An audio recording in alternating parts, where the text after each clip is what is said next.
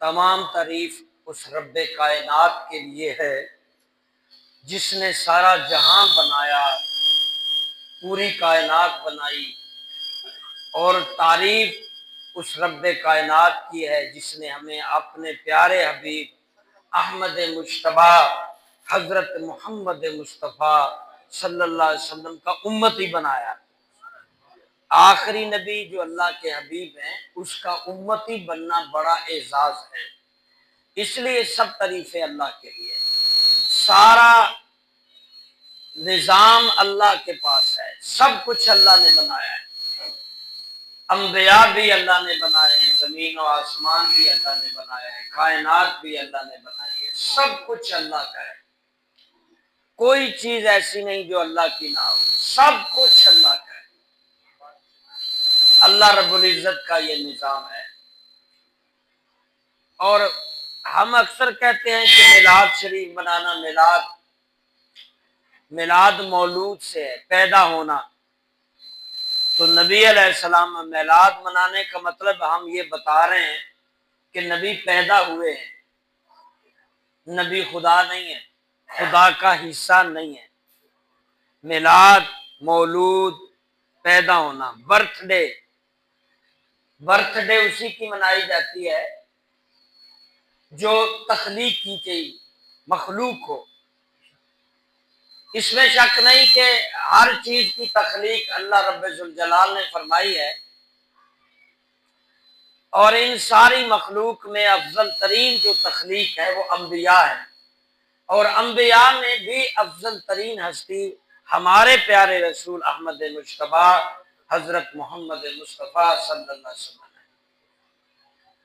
अल्लाह ने खुद फरमाया है कि अगर मैं मोहम्मद सल्लल्लाहु अलैहि वसल्लम और उसकी उम्मत को पैदा न करता तो कुछ भी पैदा न करता। बल्कि अल्लाह ने कसम खाकर कहा, हदीस कुदसी में है कि अगर मैं मोहम्मद सल्लल्लाहु अलैहि वसल्लम को पैदा न करता, कुछ भी पैदा न करता, यहां तक के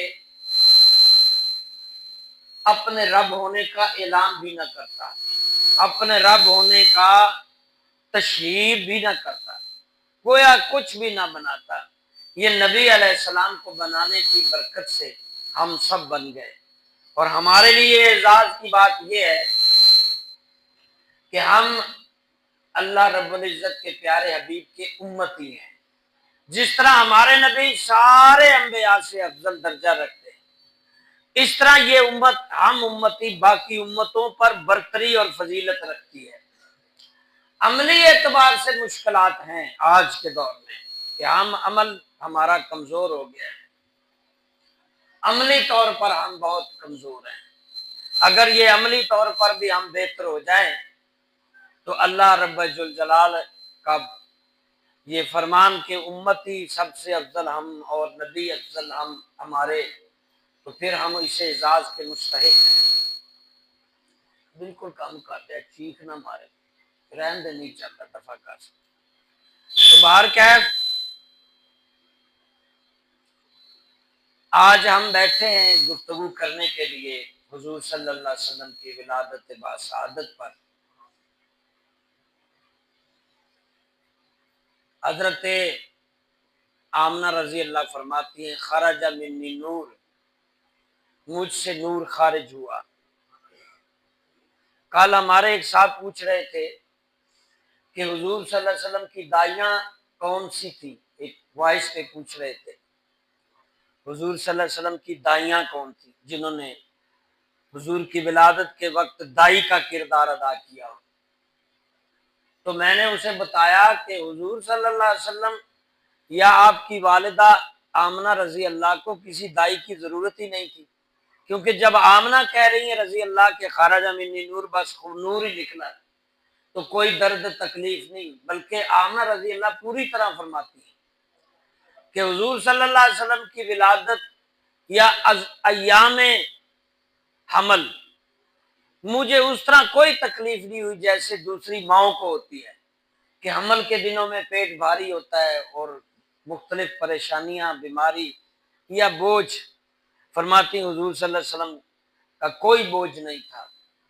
बल्कि अगर मैं कोई चीज उठाना चाहती वो चीज खुद ब खुद मेरे ऊपर ऊपर चलती, यानी उसका वजन मुझ पे ना होता।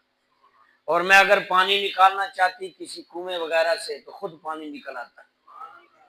और यानी सब हुजूर की आमद से आसानियां मिल गई अम्मा आमना को। तो इसी तरह फरमाती हैं हुजूर जब पैदा हुए तो हुजूर का वो जैसे औरतों को ब्लड निकलता है, खून आता है, दर्द से होती है, तकलीफ होती है, हजरत आमना फरमाती है मुझे कोई तकलीफ नहीं हुई, कोई ब्लड नहीं निकला। बल्कि फरमाती हैं कि वो नाड़ू तक नहीं था। माँ के पेट में बच्चे का ताल्लुक माँ के साथ होता है। माँ जो खुराक खाती है वो बच्चे में मुंतकिल होती है। वो बच्चे का ये नाफ, ये जो नाड़ू कटता है, ये नाफ माँ के साथ होती है अंदर पेट में। माँ जो ग़िज़ा खाती है हजम होती है, फिर वो ग़िज़ा हल होकर उस नाड़ू के जरिए, इस नाफ के जरिए पूरे जिस्म को जाती है, बच्चा परवरिश करता है। तो अम्मा आमना फरमाती हैं जब हुजूर रजी अल्लाह हजरत रसूल करीम सल्लल्लाहु अलैहि वसल्लम की विलादत बाद शहादत हुई, ये नाड़ू नहीं था। सबके नाड़ू होते हैं, नाड़ू ना हो तो बच्चा कैसे पलेगा। तो ये आपकी तखसीस है, यानी आपकी मोजज़ा है, फजीलत है कि हुजूर माँ के पेट में भी गैबी रिज़्क खाते रहे, माँ के रिज़्क से रिज़्क नहीं लिया। नाड़ू था ही नहीं, नाड़ू के जरिए खुराक जानी थी, नाड़ू था ही नहीं। बगैर नाड़ू के हुजूर 9 माह रहे। इसी तरह हवाई परवरिश, गैबी परवरिश।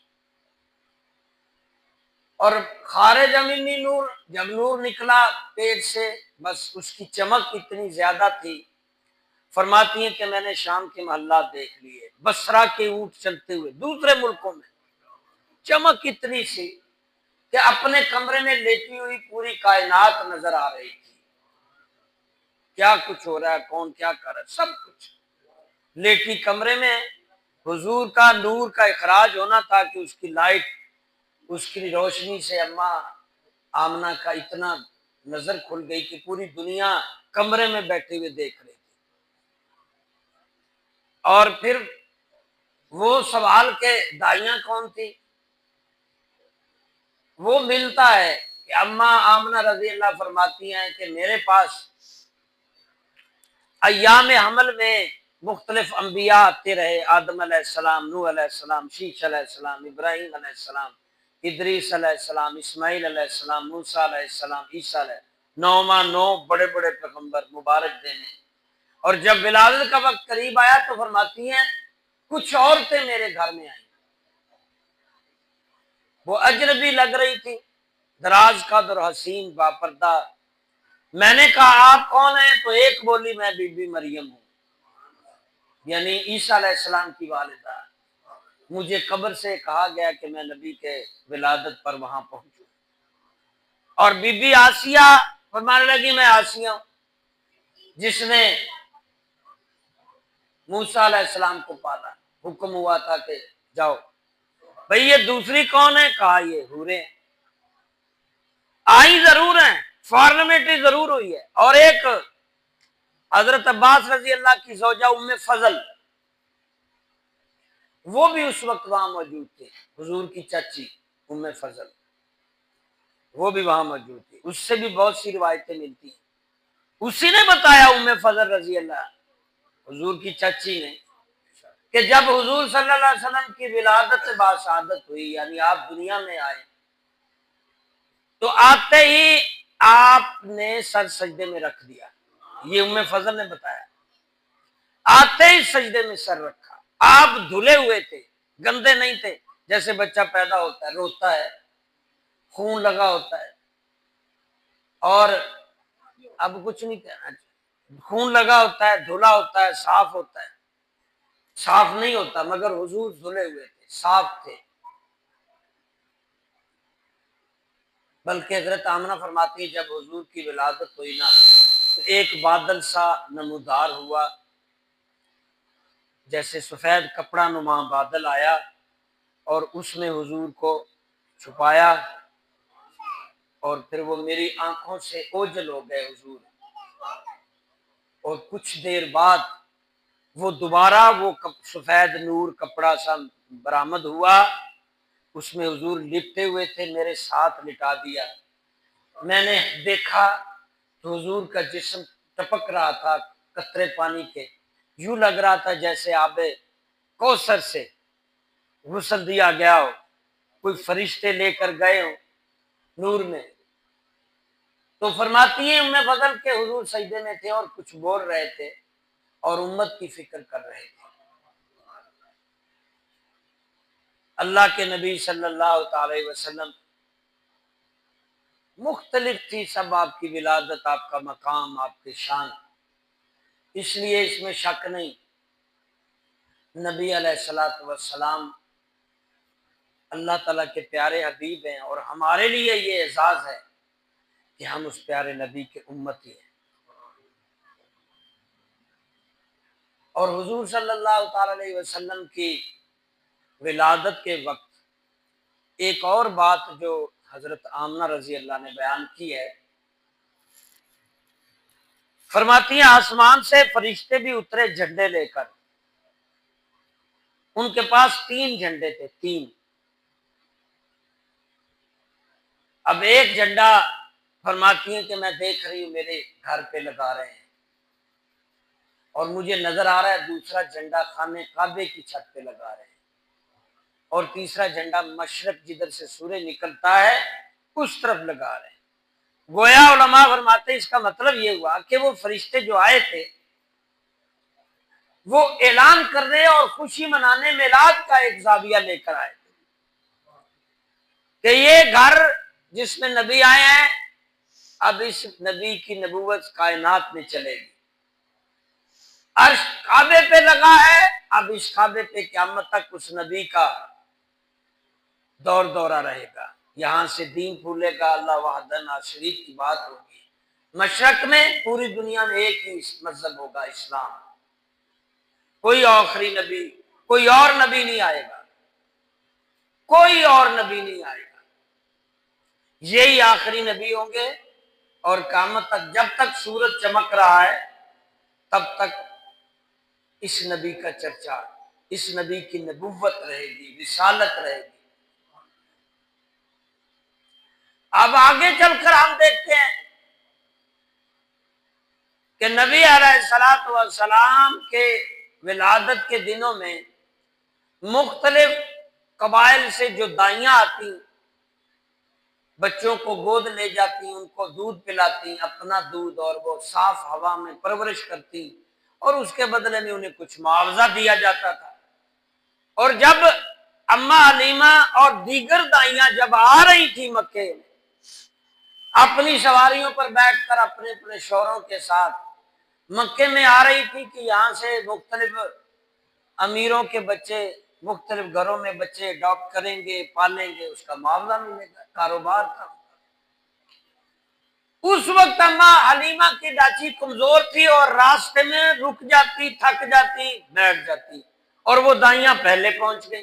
जाहिर सवारी माठी हो तो बंदा पीछे रह जाता है और सवारी जरा टाइट हो, चाक चौबंद हो तो आगे निकल जाता है।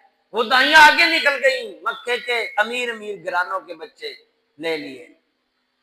हलीमा लेट पहुंची तो कोई बच्चा मक्के में नहीं था जो लिया जाए, सारे बच्चे दाइयां ले गई, मगर एक खबर दी गई कि एक बच्चा है जो यतीम पैदा हुआ है, उनकी विलादत से पहले उनके वालिद अब्दुल्ला विसाल कर गए। अब हर बंदे के ज़हन में ये बात आती है कि यतीम क्या देगा, यतीम बच्चे उसकी मुआवजा मजदूरी कम मिलेगी या नहीं मिलेगी, वो पहले से यतीम। मगर अम्मा हलीमा के दिल में आ रहा है कि अब खाली हाथ क्या जाना, तो चलो वही बच्चा ले ले, हो सकता है अल्लाह उस बच्चे की बरकत से मेरी किस्मत बदल दे, मेरी गुर्बत खत्म हो जाए, मेरे हालात बेहतर हो जाए।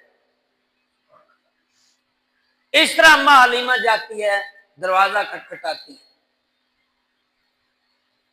और जब हुजूर सल्लल्लाहु अलैहि वसल्लम का सामना होता है तो अम्मा हलीमा को देखकर जनाब रसूलुल्लाह मुस्कुराते हैं। अम्मा हलीमा चेहरा नबी पर देखती हैं और नबी अम्मा हलीमा का चेहरा देखते हैं और पकड़ती है अम्मा हलीमा, हुजूर मुस्कुरा देते हैं। गोया फरमा रहे अम्मा हलीमा मैंने किसी दाई को पसंद नहीं किया। आई थी दाइयां बड़ी बड़ी चाक चौबंद खूबरू बड़ी एक्टिविटी वाली हैं, मगर मैंने कबूल नहीं किया। मैंने आपका इंतजार किया, अम्मा आ गई है, बिस्मिल्लाह, अल्लाह तेरे नसीब जगा देगा। फरमाती हुजूर को उठाना था, मैंने दूध पिलाया, मेरी नसीब ही बदल गए। वो थकी मांदी ऊँटनी तेज तर्रार दूध से थन भर गए। मेरे तो काया पलट गई, मेरे घर में लहरें दहरें हो गई, खुशहाली ने डेरे डाल दिए। और यहां तक फरमाती हैं कि मैं जब हुजूर को लेकर रुखसत होने लगी तो मैंने देखा कि जिधर जिधर मेरी सवारी घूमती है काबा भी घूम रहा है, काबा भी उस तरफ घूम रहा है। मैं जिधर जिधर घूमती मेरी सवारी चलती है, काबा भी उसी सिमत घूमता जाता है। एहतराम था। और फरमाती मैंने सोचा चलो काबे में तवाफ कर जाती हूँ, उस वक्त भी रिवाज था। तो जब मैं काबे में गई तो बुत सजदे में गिरे हुए थे, बुत नीचे गिरे हुए थे और आवाज दे रहे थे अम्मा हलीमा तेरा नसीब जाग गया कि तू कौनैन के वाली की दाइया बन गई और तुम्हें अर्श फर्श पर चर्चे और तेरी रिस्पेक्ट, तेरा मकान। फरमाती हैं अब की बार जब मैं वापस हुई, वो दाइयां जो मुझसे कई दिन पहले रुखसत हो चुकी थी, बच्चे लेके जा चुकी थी, काफी सफर कर लिया था उन्होंने अपने घर जाने का, और मैं पीछे थी, ज़ाहिर लेट पहुंची थी, सवारी कमजोर थी। तो मेरी सवारी में इतनी ताकत आ गई कि वो सारियां दाइयां पीछे रह गई, मेरी सवारी आगे निकल गई। और जब मैं सवारियां वो सारी दाइयों को क्रॉस कर रही थी, उनको पीछे छोड़ रही थी, तो दाइयों ने मुझसे कहा क्या हो गया, सवारी बदल ली है, तेरी तो सवारी बड़ी माठी थी, जब हम आए थे तो पीछे रह गई थी, अब तो हमसे बाद में चली है और हमसे आगे निकल गई है, सवारी बदल ली है, ऊंटनी बदल ली है, बड़ी तिखी है तेरी ऊंटनी। अब अम्मा हलीमा ने क्या जवाब दिया? अम्मा हलीमा ने फरमाया सवारी नहीं बदली, सवार बदल गया है। ये सवारी वही है मगर इस पे सवार बड़ी तेज रफ्तार, सब पीछे रह गए। वो डाची भी खुश होकर हिल हिला कर भाग रही थी।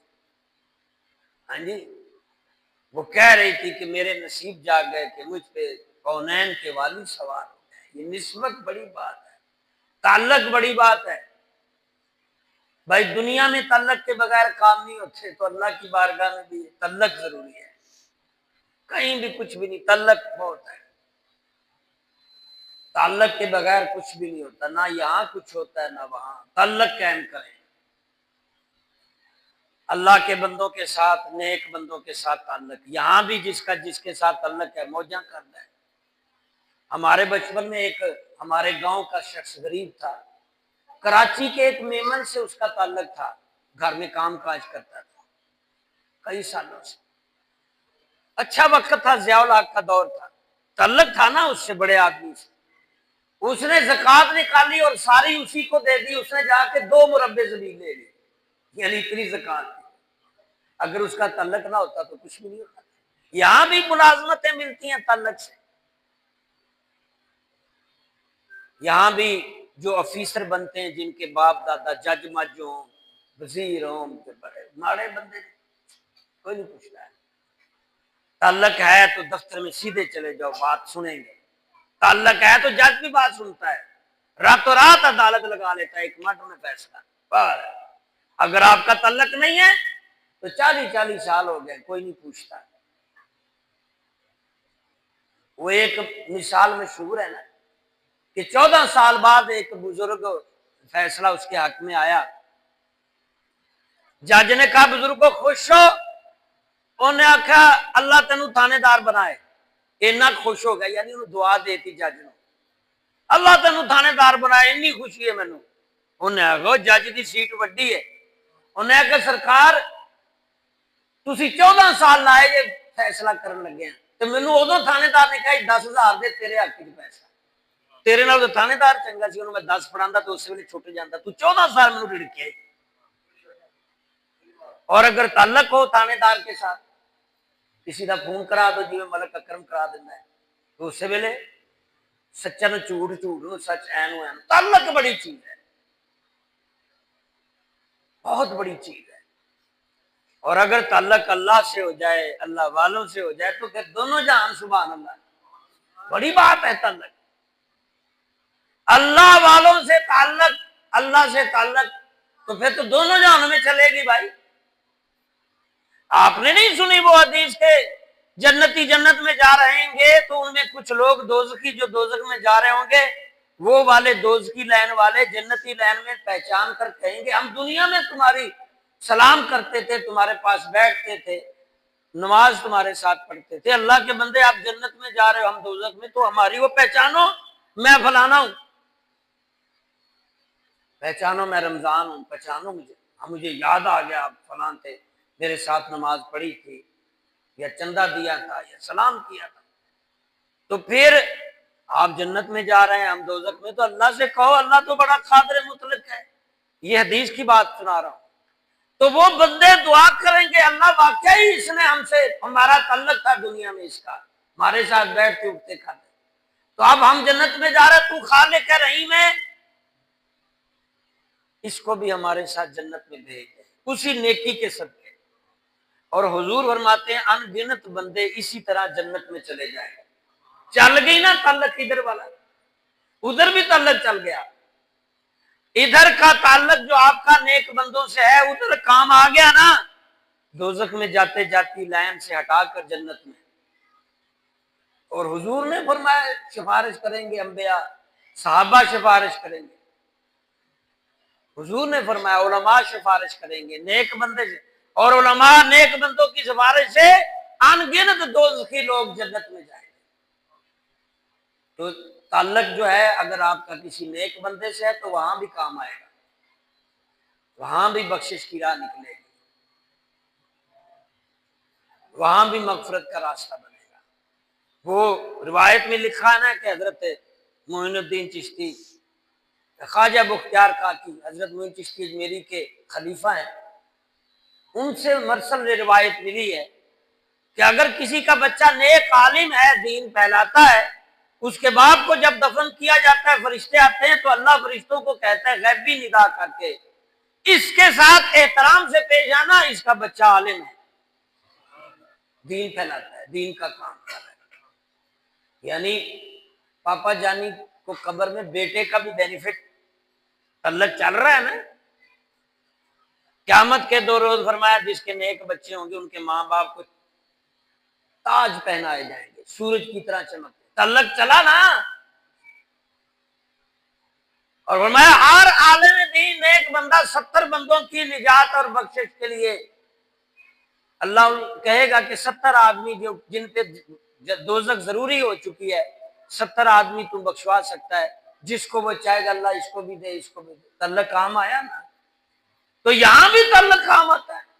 हमारा नमाजी होता है, हमारा जब भी वो नजर आ रहा है दुआ करी जा रहे हैं, या अल्लाह इसकी खैर कर, इसकी खैर कर, दुआएं करी जा रहे हैं। वो चंदा देता है, नमाज पढ़ता है, आंखों के सामने आता है, सलाम लेता है, या अल्लाह इसकी खैर कर, या अल्लाह इसकी खैर कर, या ताल्लुक काम आ रहा है ना। कोई भी कभी भी दुआ कबूल हो जाती है, बेनिफिट आ जाता है। और फौत होता है लंबी दुआ करते हैं बाकियों की निस्बत। हर इमाम को आप देखेंगे जो उसका नमाजी फौत होगा, या मुअज्जिन, या कोई मस्जिद का अहम बंदा जो मस्जिद की खिदमत करता था, नमाज उसकी दुआएं लंबी करेगा, अल्लाह मैंने मस्जिद में देखा था, माफ कर इसको, करी जाएगा सिफारिशें, अल्लाह इसको मस्जिद में देखा था, सफाई करते देखा था, सलाम लेता था, ये मस्जिद में नमाज पढ़ते देखा था। सिफारिश ताल्लुक काम आया इधर भी, फौत होने के बाद कब्र में भी, हशर में भी। तो नेक बंदे का ताल्लुक हमेशगी वाला ताल्लुक है, बाकी दुनियादारी का ताल्लुक काम देता है छोटा मोटा, एक आध बार जरूरत पड़ेगी, लेकिन दीनदार का ताल्लुक। तो अम्मा हलीमा का ताल्लुक जनाब रसूलुल्लाह सल्लल्लाहु अलैहि वसल्लम से हुआ, तो आज चर्चे। किसी और दाई का नाम आता है आपको? अम्मा हलीमा के साथ जो दाइयां आई थी, बाद रिवायतों में मिलता है 18 थी, 20 थी, 2 दर्जन थी, 3 दर्जन थी, किसी को नाम आता हो, वहां किसी और गैर मुस्लिम को नाम आता हो, किसी अरबी को आता हो, किसी को नहीं। चर्चा हुआ है, नाम हुआ है, हजरत साथ लगा है, हलीमा सादिया रजी अल्लाह बन गई। ये तल्लक था नबी से। लाजवाल ऊंटनी बन गई जिस पे अम्मा हलीमा बैठी। वो रस्ते, वो राहें, वो जगह बेमिसाल मुतबर्रक हो गई जिससे नबी का तल्लक जुड़ गया। इसलिए ताल्लुक जोड़िए अल्लाह और उसके रसूल से, अपना ताल्लुक जोड़िए। बहुत सारी बातें इंशाल्लाह मजीद आगे महफिल में भी जाना है, जुमे में भी करेंगे। तो नबी अलैहिस्सलाम से ताल्लुक, अल्लाह से ताल्लुक पक्का करें। मिलाद का बेहतरीन मैसेज यही है कि नबी तुम्हारी तरफ आ गए हैं।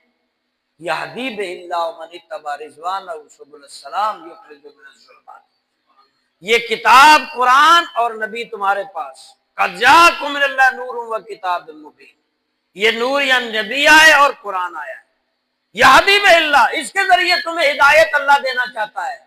इसको समझो, पढ़ो, फॉलो करो। इन्हीं के जरिए तुम्हें अंधेरों से निकाल कर रोशनी में लाना चाहता है। नाकामी, नामुरादी से निकालकर कामयाबी की तरफ अल्लाह ले जाना चाहता है। तो ये हमारे पास आ गए हैं, तो आज यादा करें, नबी भी हमारे पास हैं।